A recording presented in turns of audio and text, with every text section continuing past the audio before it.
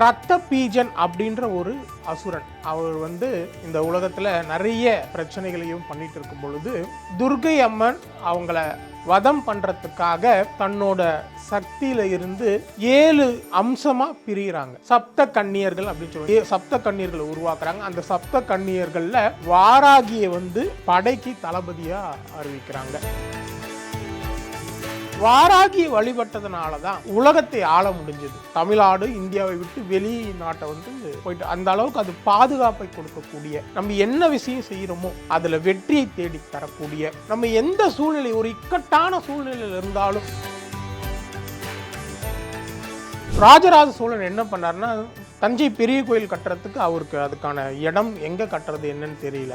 அப்போ கனவுல வந்து வாராகி ஒரு இடத்த வந்து உணர்த்தினாங்க. அதுதான் இப்ப தஞ்சை பெரிய கோயில் இருக்கிற இடம். இப்போ சாதாரண மக்களும் இந்த வாராகி வழிபாடு இந்த மீடியாக்கள்லாம் வந்த பின்னாடி அதிகமாயிடுச்சு.